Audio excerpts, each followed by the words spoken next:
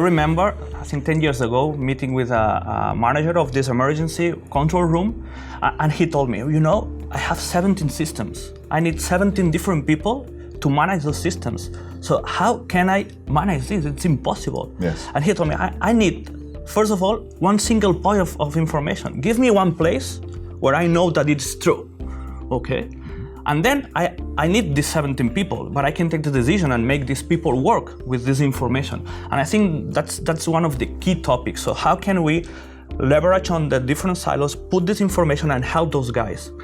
He told me, I would like to have just one screen with all the information there coming from the different places, but not having 17 different silos, because it's impossible for me to manage all these situations. Mm-hmm. That's exactly right. And exactly as Christian stated, the decisions come from the information that we give them, right? And we would like to say that please use our technology all the way into the silos, and that it's important for us, but we don't really.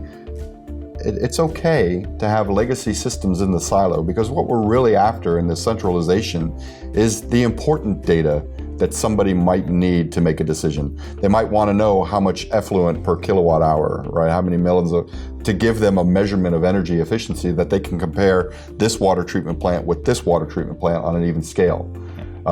Those decisions, there's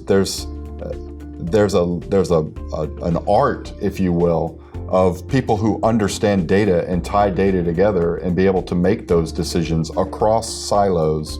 That's an art, and that's a challenge for cities and airports where they have access all of a sudden to all of this information where they've never had it before. Yeah. You need to have people who understand the power of all the systems we call our platform in these smart city airport type as the system of systems.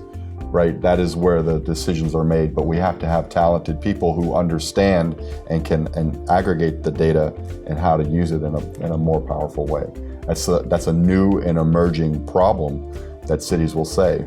You hear in the news that automation is replacing jobs, and to some degree, I would agree with that.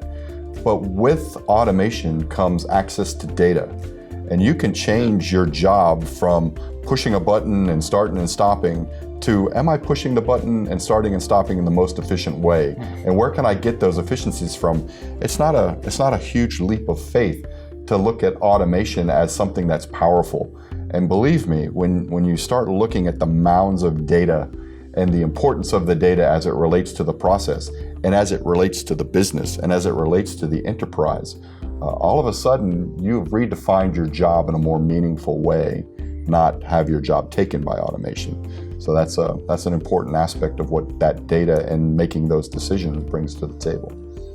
And also let us learn about what is going on and how we can improve these infrastructures, because after that we can analyze what happens in this crisis or in these moments and do better in the future. That's right. Yeah, because the time is a constraint in this type of situation, so they cannot invest a lot of time analyzing information, so they have to be fast response. And sometimes this fast response leads to a high cost because they don't have this information on the table to take this decision. So they take a drastically decision that has a big impact on the cost, but they have to take it because they don't have time. So we can centralize all this information in a central control room can help also to take this decision faster and improve for future operations, for future and our technology enables that through the creation of workflows. You've got critical processes that need to be followed in a very prescribed way. And when an event occurs that needs to be reacted upon, workflows enable you to follow that process regardless of who has to do it.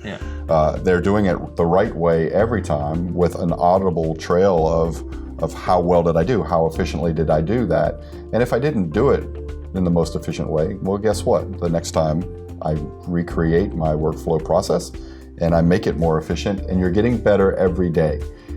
That's a whole layer of talent within the municipalities and within industry of analyzing that data and coming up with that information that from a centralized repository that I think is an emerging market and something that cities really need to investigate, that type of talent level to do something with that data more than what they're doing.